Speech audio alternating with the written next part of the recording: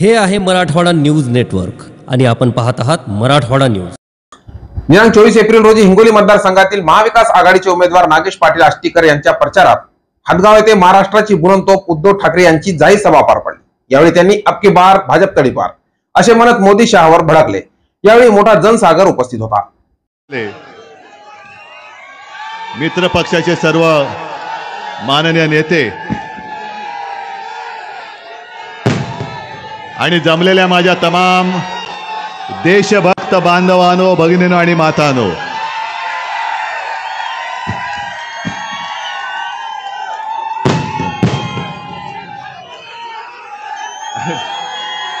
बोलू की नको?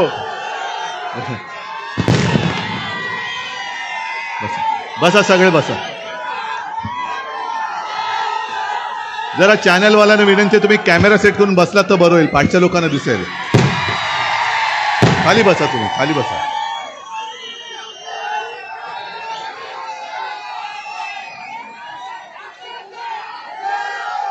जरा खाली बसा प्लीज।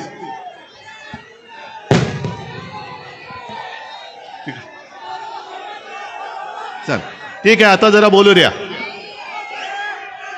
मी माझ्या भाषणाची सुरुवात जमलेल्या माझ्या तमाम देशभक्त बांधवांनो, भगिनींनो आणि मातांनो अशी केले। हे आवाज होतं काय?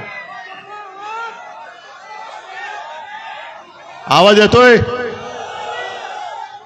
हा ठीक आहे ठीक आहे, तुम्ही शांत राहा तर आवाज येईल। सगळे शांत राहा, सगळे शांत राहा जरा।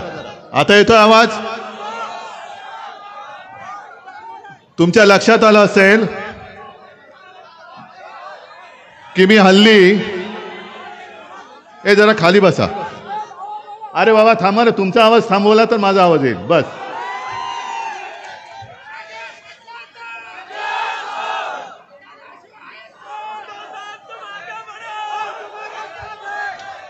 निवडणुकीच्या प्रचारात मी नेहमी जी माझ्या भाषणाची सुरुवात करतो की जमलेल्या माझ्या तमाम हिंदू बांधवांनो, भगिनींनो आणि मातांनो, पण त्याचबरोबरीने मी हल्ली सुरुवात करतो की तमाम देशभक्त बांधवांनो, भगिनींनो आणि मातांनो। मी काय चुकीचं बोलतोय? आपण देशभक्त नाही, पण काही जण त्यांच्या पोटात दुखतं, बघा बघा म्हणे यांनी सुरुवात बदलला। जरा थांबला तर बरं होईल, मला बोलता येईल। जरा शांत बसा, हा जरा शांत बसवत। पण काही जणांचा त्याच्यात सुद्धा एक पोटात मुरडा येतो। तसं पाहिलं तर गेल्या महिन्यामध्ये मी हिंगोली लोकसभा मतदारसंघामध्ये जवळपास 6 विधानसभा मतदारसंघात संवाद दौरा केलेला आहे।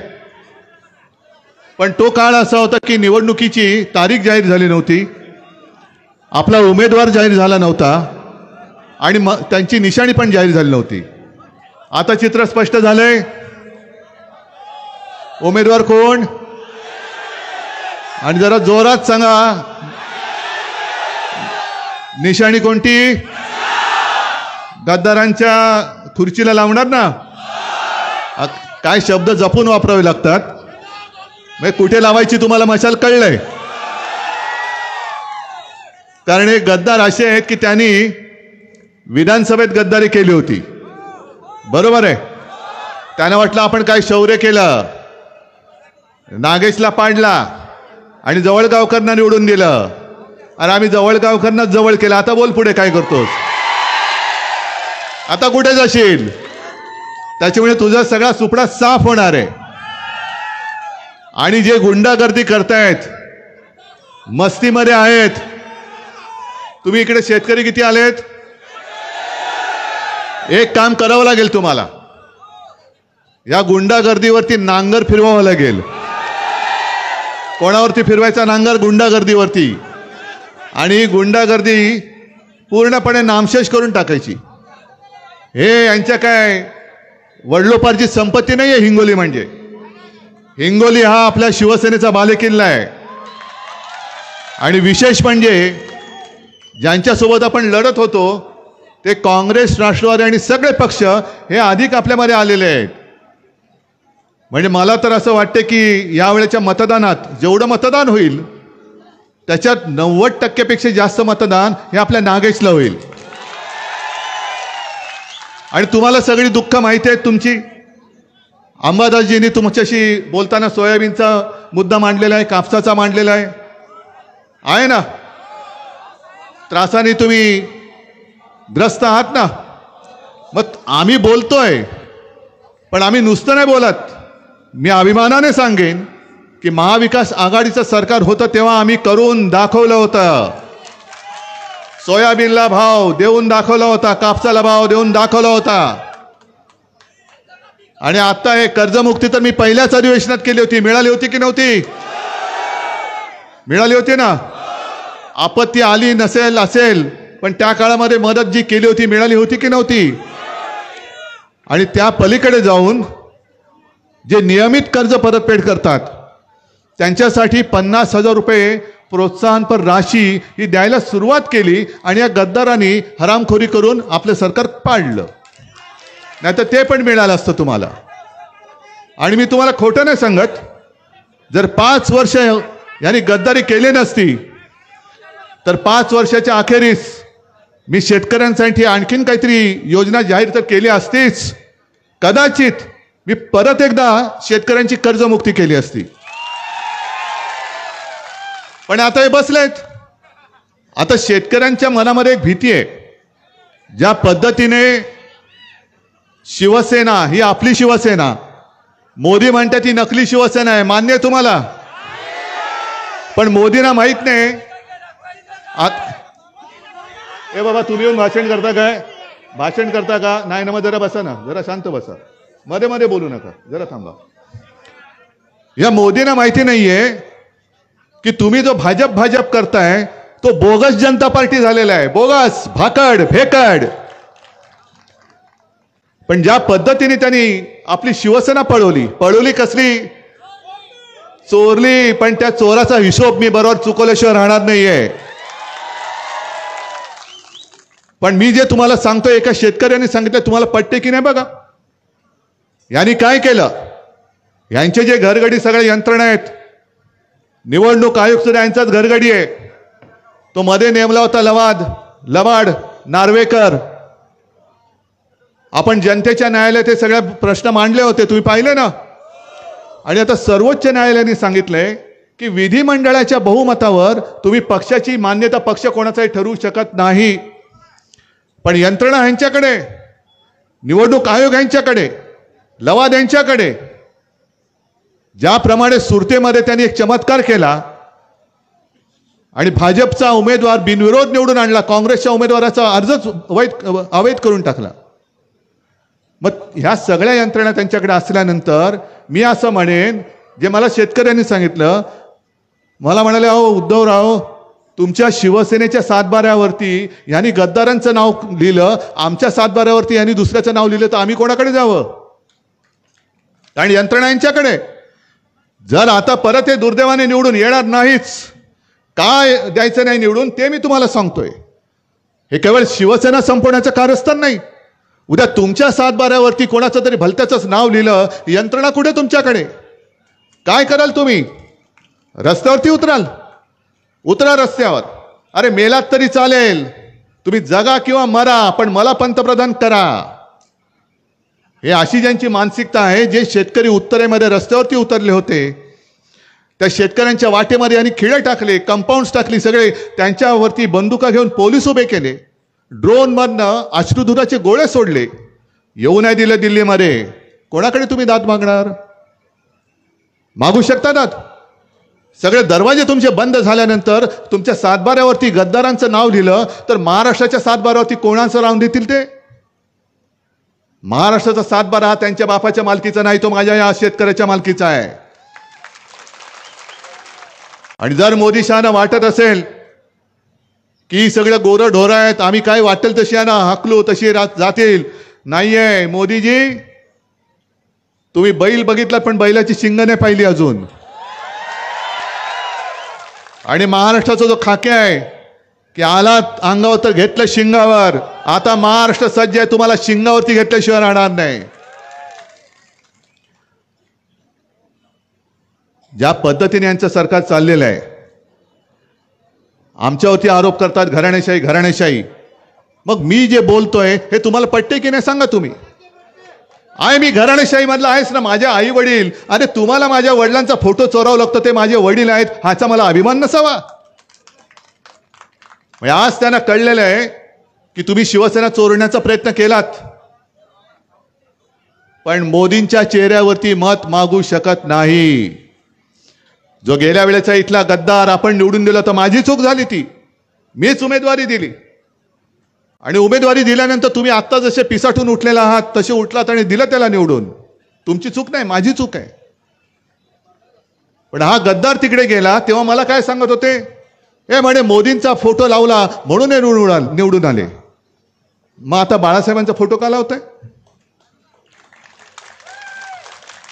आणि जर मोदींचा फोटो लावून गेल्या वेळेला निवडून आलेला गद्दार यावेळेला का बदललात? यावेळेला सुद्धा मोदींच्या बरोबरीने गद्दारांच्या बाजूला मोदींचा फोटो लावून बघायचं होतं ना, लोक निवडून देतात का? पण मोदींचं नाव चालत नाहीये, मोदींचं नाव महाराष्ट्रामध्ये चालत नाही. शहांचा तर पत्ताच नाहीये कुठे. तर शहांचा आणि महाराष्ट्राचा काडीचा संबंध नाहीये.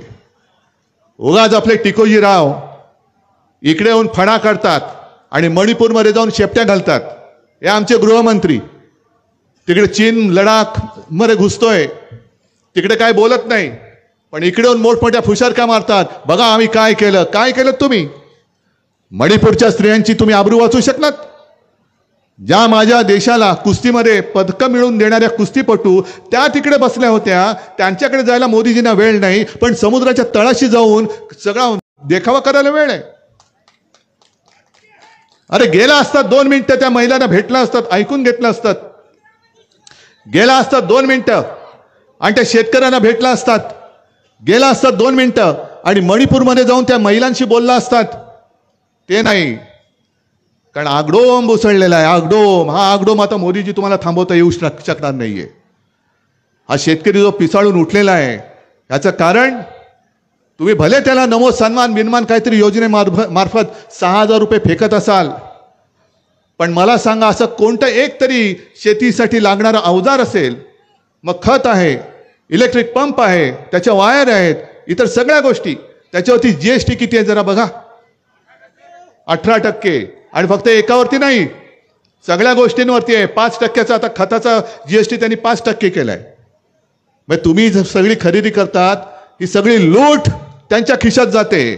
मग तुमच्या हक्काचा पैसा जो तुमच्याकडे राहिला पाहिजे तो लुटून नेऊन जात आहेत. आणि तुम्ही आलात, हे घ्या 6,000 रुपये फेकले, कसा मी आहे बघा. याने हीच सवय लावायची. जर हे खरे आपल्या देशाचे मेरा परिवार, अरे परिवार मध्ये लोक बेकार बसलेले तुम्हाला चालू शकतात? परिवारची लोक काय करतात? भीक मागतात. हा मोदींचा परिवार आणि त्या परिवाराचे मोदी कुटुंब प्रमुख. 10 वर्ष आम्ही तुम्हाला आमच्या देशाच्या आयुष्याची दिली. किती मराठवाड्यामध्ये किती उद्योग आणले मला सांगा. इथे शेतकरी बसलेले आहेत, किती शेतकऱ्यांच्या मुलांना नोकऱ्या मिळाल्या मला सांगा. पण मोदी 14 साली मी काय बोललो म्हणजे ते काय बोलले सांगत नाहीत, 19 साली काय बोलले ते सांगत नाही, नोकऱ्या किती दिल्या ते बोलत नाहीत. पण मोदींसारखा माणूस पंतप्रधान असल्यानंतर 10 वर्ष सलग 10 वर्ष त्यांना दिली, त्यातली 5 वर्ष आम्ही त्यांच्यासोबत होतो दुर्दैवाने. बोलतात कशावर? कोण काय खाते, कोण मांस खाते, कोण मच्छी खाते, मांस मासे, त्याच्यानंतर मुलं, कोणाला किती मुलं होणार, त्यांना हे काँग्रेसवाले संपत्ती वाटणार. अहो तुम्हाला कसं कळलं कोणाला किती मुलं होतात?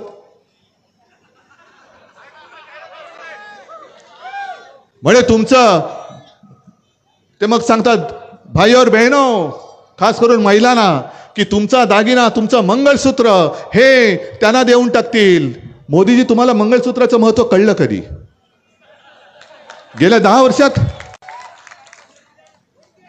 पण मंगळसूत्र तुमचं गहाण ते मुसलमानांना देऊन टाकतील हे नाही बोलले, जास्त मुलं होतील त्यांना देऊन टाकतील. हे जेव्हा तुम्ही बोलताय तेव्हा माझ्या शेतकऱ्याला विचारा, त्यांच्या मुलांची लग्न, त्यांच्या पत्नीची मंगळसूत्र तो विकत घेऊ शकत नाही, कर्जापायी बेजार झालेला आहे, त्याच्या घरात मंगळसूत्र येत नाही, असलेलं मंगळसूत्र गहाण टाकावं लागतं. त्याच्यासाठी 10 वर्ष तुम्ही दिलत काय ह्याचा पहिला हिशोब द्या. मला माहिती आहे तुम्ही शेतकरी सगळे उन्हातानाचे माझं भाषण ऐकायला आलात. खरंच तुमच्या आशीर्वादाची मला गरज आहे, कारण ही लढाई मी माझ्यासाठी नाही लढत, मी तुमच्यासाठी लढाई लढतोय ही. अरे सोयाबीनचा भाव किती बोललात, कापसाचा किती बोललात, बरोबर, आणि गद्दारांचा किती. मग एकेका गद्दाराला 50 ठोके द्यायला यांच्याकडे पैसे आहेत, पण माझ्या सोयाबीनच्या शेतकऱ्याला द्यायला पैसे नाहीत, कापसाच्या शेतकऱ्याला पैसे द्यायला नाहीये त्यांच्याकडे. जाहिराती होती, करोडो रुपये उधळतायत, करोडो रुपये बरबटून टाकतायत. बघा चॅनलवरती किती जाहिराती चालल्यात, वृत्तपत्रांमध्ये किती जाहिराती चालल्यात, गावागावामध्ये होर्डिंग किती लागलेत. पूर्ण मुंबई तर बरबटवून टाकलेली आहे. जिथे म्हणजे पूर्वी जसं करोनाची होर्डिंग आपण लावली होती, करोना कसा दिसतो, आता लोकांना वाटते की हाच करोना आहे की काय. एवढं सगळं बरबटून टाकलं. आणलात कुठून हा पैसा. तुम्ही एकतर माझ्या शेतकऱ्याच्या खिशातून अप्रत्यक्ष कर गोळा करतात. बरं तुम्हाला माहितीसाठी सांगतो, महाराष्ट्रामधून आपण केंद्राला जेव्हा 1 रुपया कर म्हणून देतो, तुम्हाला माहिती आहे परत किती येतात. 8 पैसे. 8 पैसे. बाकीचे 92 पैसे कुठे जातात. उद्योग कुठे जातात. सगळ्या नवीन येणाऱ्या कंपन्या कुठे जातात. मुंबईचा हिरे व्यापार आणि आपले गद्दार.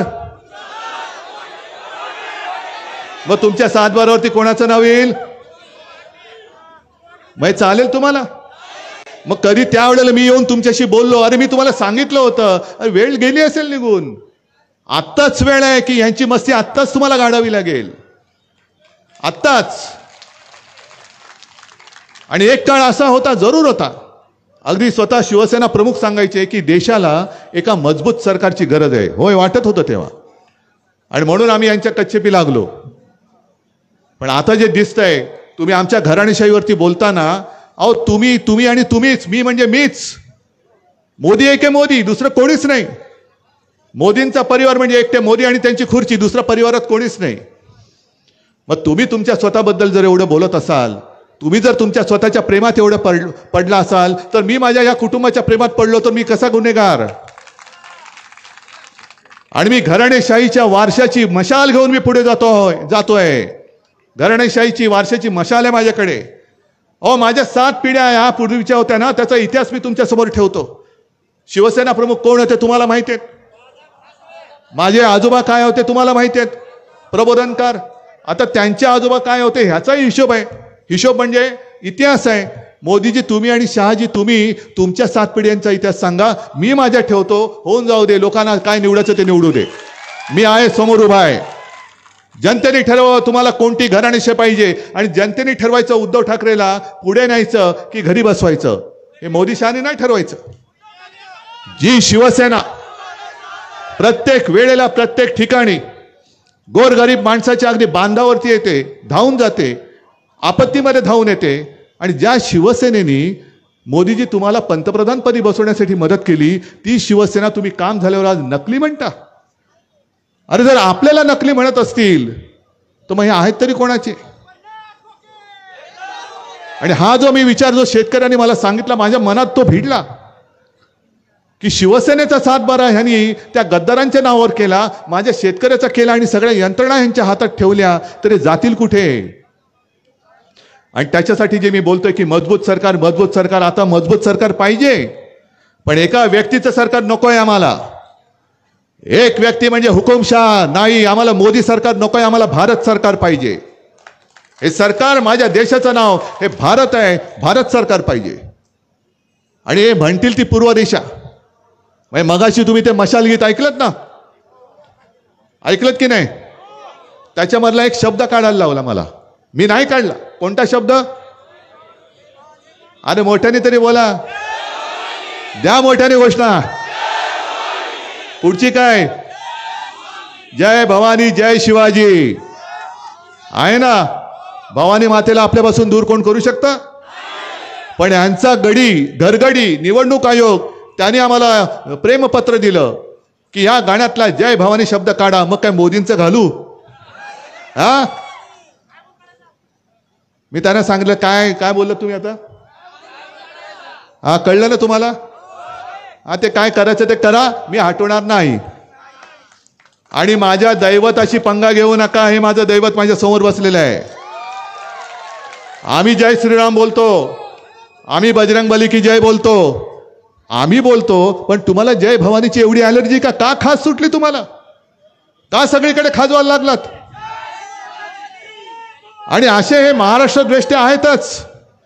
महाराष्ट्रामध्ये सगळी बेकारी, आत्महत्यांचं सत्र चालू आहे. शेतकरी हताश झालेला आहे. म्हणजे महाराष्ट्राची अस्मिता तर मारायचीच, महाराष्ट्र भिकेला लावायचाच, उद्योगधंदे पळवायचे, शेतकऱ्याला कर्जबाजारी करायचं, पण महाराष्ट्राची अस्मिता सुद्धा जिवंत राहता कामा नये. इथे सुद्धा मोदींचा गजर झाला पाहिजे. तो तुमच्या गुजरातमध्ये करा, महाराष्ट्रामध्ये होणार नाही, यापुढे अजिबात होता कामा नये. आणि काल मी परभणीच्या सभेत तर बोललेलोच आहे. पावसात सुद्धा लोक बसली होती, आज जसे तुम्ही उन्हात बसलेल्या. कालच्या सभेत बोललो होतो मी की या भाजपवाल्यांना कान धरून जय भवानी जय शिवाजी बोलत आता उठा बशा काढायला लावा गेलं. तुमचा महाराष्ट्राबद्दल आकस आहे, तुम्हाला उद्धव ठाकरेला संपवायचं आहे, पण तुम्ही आमच्या दैवताबद्दल सुद्धा आकस ठेवायला लागलात. एवढी मस्ती आली तुमच्यात. आणि एक एक एक एक एक एक सगळे गद्दार गोळा करतायत. मी तुमच्यासमोर येण्याच्या आधी आपल्या बाजूच्या वसंतराव चव्हाणांसाठी प्रेस कॉन्फरन्स घेतली, कारण मी तिकडे आता सभा नाही घेऊ शकलो. म्हणून नांदेडकरांची मी हात जोडून माफी मागितली की मी इच्छा असून सुद्धा सभेसाठी येऊ शकत नाही, पण नांदेडमध्ये जो चिखल झालेला आहे तो यावेळेला तुम्हाला साफ करावा लागेल. चिखल साफ करून टाका आता, नाही पूर्ण साफ करून टाका. पण मोदीजी जेव्हा नांदेडमध्ये आले होते, वा वा वा वा काय भाषण केलं, छान. भाई त्यांचं 2019चं भाषण काढा आणि 2024चं भाषण काढा, आता कळणार नाही खरं कोणतं आणि खोटं कोणतं. 19 साली काय म्हणाले होते? आदर्श वटाळा, ज्याने आदर्श सोसायटी स्थापन केली आणि शहीदांच्या परिवाराला फसवलं. आपको पता चला होगा कौन किसके बारे में मैं बात कर रहा हूं. मग समोरनं बोलले त्यांचे अंधभक्त अशोक चव्हाण. आता काय म्हणतात की मी जेव्हा राजकारणात नव्हतो तेव्हा सत्य साईबाबांच्या इथे माझी शंकरराव चव्हाणांच्या बरोबर एक भेट झाली होती आणि बहुत आश्चर्य लगा की एवढं सगळं करिअर, एवढी कारकीर्द ज्यांनी केली, मोठमोठी पदं भूषवली, पण त्यांच्यासारखी विनम्रता मी कुठेच पाहिली नाही. पण मोदीजी ते ठीक आहे, शंकरराव चव्हाण तुम्ही आम्हाला सांगण्याची गरज नाही, आम्हाला माहिती आहे. पण अशोकरावांबद्दल बोला ना. आता शहीद परिवारांना फसवणारे अशोकराव, निकाल लागले त्या केसचा नाही. मग ती केस तशीच असताना अशोकरावांना तुम्ही घेतलं, म्हणजे तुम्ही त्या फसवणुकीत भागीदार झालात का? वॉशिंग मशीन तर आहेच, आणि नुसतं वॉशिंग मशीन नाही, एक वॉशिंग पावडर यायची निर्माण आहे दुसरी, तिचं एक हे होतं, डाग अच्छे होते हे, माहिती आहे ना तुम्हाला? हे सगळे बघतायत कोणावर ते डाग पडलेत, या आमच्यामध्ये धुवून टाकीन. मगाशी तुम्ही ते मशाल गीत ऐकलत ना, ऐकलत की नाही? त्याच्यामधला एक शब्द काढायला लावला मला, मी नाही काढला. कोणता शब्द? अरे मोठ्याने तरी बोला, द्या मोठ्याने घोषणा. पुढची काय? जय भवानी जय शिवाजी आहे ना. भवानी मातेला आपल्यापासून दूर कोण करू शकतं? पण यांचा घरगडी निवडणूक आयोग त्याने आम्हाला प्रेमपत्र दिलं की या गाण्यातला जय भवानी शब्द काढा. मग काय मोदींचं घालू? हा, मी त्यांना सांगितलं काय काय बोललं तुम्ही आता? हा, कळलं ना तुम्हाला? हा, ते काय करायचं ते करा, मी हटवणार नाही. आणि माझ्या दैवताशी पंगा घेऊ नका, हे माझं दैवत माझ्या समोर बसलेलं आहे. आम्ही जय श्रीराम बोलतो, आम्ही बजरंगबली की जय बोलतो, आम्ही बोलतो, पण तुम्हाला जय भवानीची एवढी ॲलर्जी का खास सुटली तुम्हाला? का सगळीकडे खाजवायला लागलात? आणि असे हे महाराष्ट्र द्वेष्टे आहेतच. महाराष्ट्रामध्ये सगळी बेकारी, आत्महत्यांचं सत्र चालू आहे. शेतकरी हताश झालेला आहे. म्हणजे महाराष्ट्राची अस्मिता तर मारायचीच, महाराष्ट्र भिकेला लावायचाच, उद्योगधंदे पळवायचे, शेतकऱ्याला कर्जबाजारी करायचं, पण महाराष्ट्राची अस्मिता सुद्धा जिवंत राहता कामा नये. इथे सुद्धा मोदींचा गजर झाला पाहिजे. तो तुमच्या गुजरातमध्ये करा, महाराष्ट्रामध्ये होणार नाही, यापुढे अजिबात होता कामा नये. आणि काल मी परभणीच्या सभेत तर बोललेलोच आहे. पावसात सुद्धा लोक बसली होती, आज जसे तुम्ही उन्हात बसलेल्या. कालच्या सभेत बोललो होतो मी की या भाजपवाल्यांना कान धरून जय भवानी जय शिवाजी बोलत आता उठा बशा काढायला लावा गेलं. तुमचा महाराष्ट्राबद्दल आकस आहे, तुम्हाला उद्धव ठाकरेला संपवायचं आहे, पण तुम्ही आमच्या दैवताबद्दल सुद्धा आकस ठेवायला लागलात. एवढी मस्ती आली तुमच्यात आणि एक एक एक एक एक एक सगळे गद्दार गोळा करतायत. मी तुमच्यासमोर येण्याच्या आधी आपल्या बाजूच्या वसंतराव चव्हाणांसाठी प्रेस कॉन्फरन्स घेतली, कारण मी तिकडे आता सभा नाही घेऊ शकलो. म्हणून नांदेडकरांची मी हात जोडून माफी मागितली की मी इच्छा असून सुद्धा सभेसाठी येऊ शकत नाही. पण नांदेडमध्ये जो चिखल झालेला आहे तो यावेळेला तुम्हाला साफ करावा लागेल. चिखल साफ करून टाका आता, नाही पूर्ण साफ करून टाका. पण मोदीजी जेव्हा नांदेडमध्ये आले होते, वा वा वा वा काय भाषण केलं, छान. त्यांचं 2019चं भाषण काढा आणि 2024चं भाषण काढा, आता कळणार नाही खरं कोणतं आणि खोटं कोणतं. 19 साली काय म्हणाले होते, आदर्श घोटाळा, ज्याने आदर्श सोसायटी स्थापन केली आणि शहीदांच्या परिवाराला फसवलं. आपको पता चला होगा कौन किसके बारे में मैं बात कर रहा हूं. मग समोरनं बोलले त्यांचे अंधभक्त अशोक चव्हाण. आता काय म्हणतात की मी जेव्हा राजकारणात नव्हतो तेव्हा सत्य साईबाबांच्या इथे माझी शंकरराव चव्हाणांच्या बरोबर एक भेट झाली होती आणि बहुत आश्चर्य लगा की एवढं सगळं करिअर, एवढी कारकीर्द ज्यांनी केली, मोठमोठी पदं भूषवली, पण त्यांच्यासारखी विनम्रता मी कुठेच पाहिली नाही. पण मोदीजी ते ठीक आहे, शंकरराव चव्हाण तुम्ही आम्हाला सांगण्याची गरज नाही, आम्हाला माहिती आहे. पण अशोकरावांबद्दल बोला ना. आता शहीद परिवारांना फसवणारे अशोकराव निकाल लागले त्या केसचा नाही. मग ती केस तशीच असताना अशोकरावांना तुम्ही घेतलं, म्हणजे तुम्ही त्या फसवणुकीत भागीदार झालात का? वॉशिंग मशीन तर आहेच,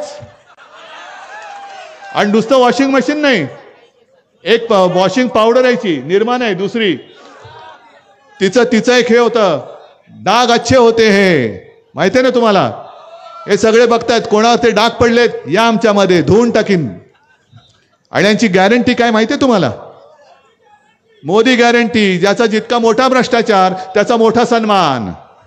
आदर्श घोटाळा केलात राज्यसभेवर जा, 70,000 कोटीचा केला उपमुख्यमंत्री हो, आणि तिजोरीच्या चाव्या घोटाळा केल्यास ना, घे तिजोरीच्या चाव्या. म्हणजे 70,000 कोटीच्या घोटाळ्याला उपमुख्यमंत्री करत असतील तर मुख्यमंत्र्याचा घोटाळा किती असेल? अरे त्याच्यावरून 70,000 मोठा झाला. आणि मग अशा सगळ्या घोटाळेबाजांच्या हातामध्ये तुमचं भवितव्य तुम्ही देणार आहात? जर तुम्हाला मंजूर असेल, अगदी भाजपचे लोक सुद्धा इकडे आले असतील, काही चॅनलवरनं बघत असतील, त्यांना मी सांगतोय की जो कारभार मोदी सरकारने गेल्या 10 वर्षात करून दाखवला, अगदी जीडीपी वाढलाय. म्हणजे काय वाढलं? आता तुम्ही मला सांगा भाई और बहनों, गैस की कीमत नीचे गई कि ऊपर गई? डीजल नीचे गया कि ऊपर गया? पेट्रोल, मग जीडीपी वाढला ना, गॅस डिझेल पेट्रोल. मग चालते पट्टे तुम्हाला? आणि मी चॅनलच्या माध्यमातून भाजपच्या कार्यकर्त्यांना आणि मतदारांना सांगतोय, अरे अंधभक्तांनो डोळे उघडा. महागाईचा मार केवळ आम्हाला विरोधी पक्ष म्हणजे भाजपच्या विरोधी पक्षांना नाही, तुमच्या घरच्यांना सुद्धा भोगावं लागतोय, सोसावं लागतोय. आणि 7/12वरती दुसऱ्याचं नाव चढवण्याचा धोका. अरे जो शिवसेनेसारखा पक्ष, जेव्हा भाजपचे 2 खासदार संपूर्ण देशात होते, तुम्हाला कोणाला वाटलं होतं 300च्या वरती जातील? पण दोघांचे 300 झाले. आता 300चे 2 होणार ते सोडा, आणि 2 आलेच पाहिजेत, हेच दोघं निवडून आले पाहिजेत. पण त्या शिवसेनेबरोबर धोका देऊ शकतात, शिवसेनेला नकली ठरू शकतात. तर तुम्ही जे आता त्यांचे अंधभक्त त्यांची पालखी उचलताय ना, त्यांची पण हालत हीच होईल. म्हणून हे कोणाच्याच हिताचं नाहीये. ही एकाधिकार जे त्यांचं एक मस्ती आहे, एक विधान एक निशाण आणि एक प्रधान. ते नड्डा बोलले होते की या देशात एकच पक्ष राहील. चालतोय तुम्हाला एक पक्ष? ही हुकुमशाही नाहीये. 400च्या वरती जागा यांना पाहिजेत घटना बदलण्यासाठी. नाही तर 300च्या वरती जागा असताना सुद्धा तुम्ही 370 काढू शकलाच होतात ना.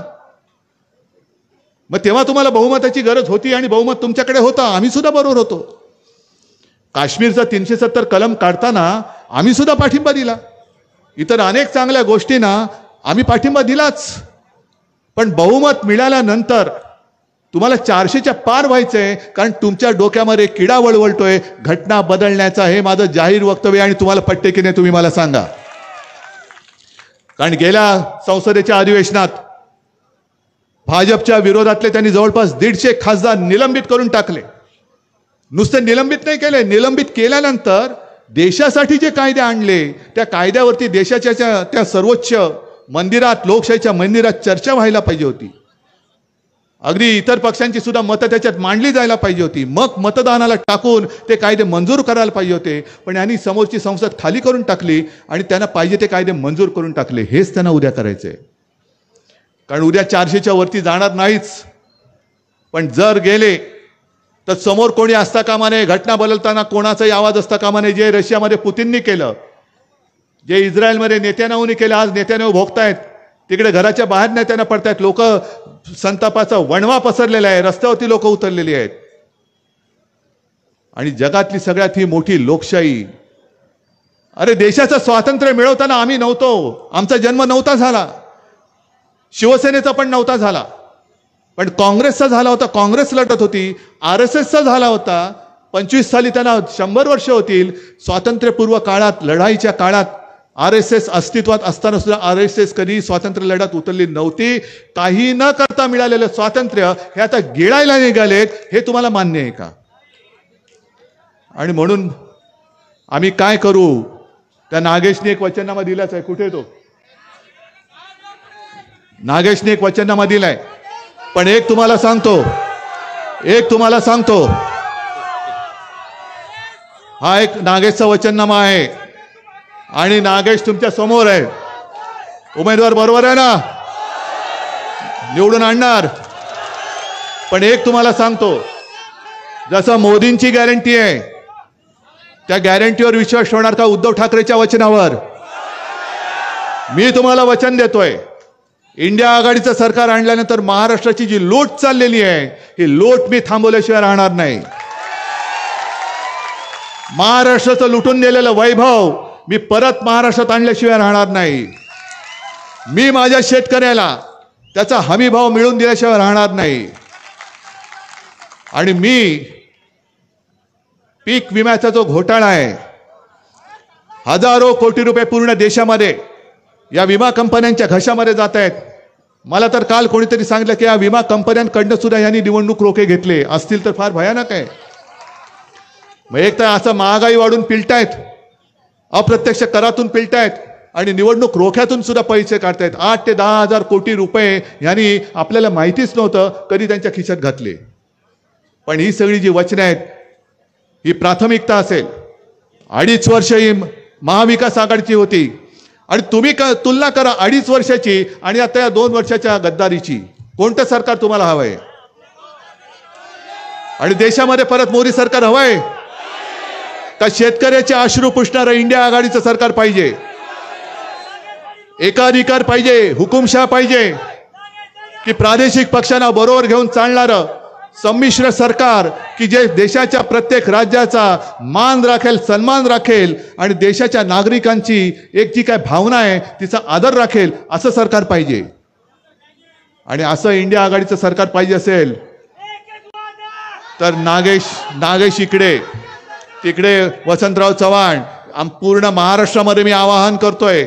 अरे एकच लक्षात घ्या फक्त की ज्या मोदी सरकारने न्याय हक्कासाठी दिल्लीत येणाऱ्या शेतकऱ्यांना वाटेत खिळे टाकून, तारेची कुंपणे टाकून, अंगावरती बंदुका रोखून अडवलं, त्या मोदी सरकारला तुम्ही आता शेतकऱ्यांनी एकजुटीने पुन्हा दिल्लीचा रस्ता बंद करून त्यांना दिल्लीच्या बाहेर आता रोखावं लागेल. मोदीजी, तुम्ही तुमच्या सरकारची मस्ती दाखवली, शेतकऱ्याला येऊ दिलं नाही, शेतकऱ्याला त्याच्या राजधानीत येण्यापासून अडवलात.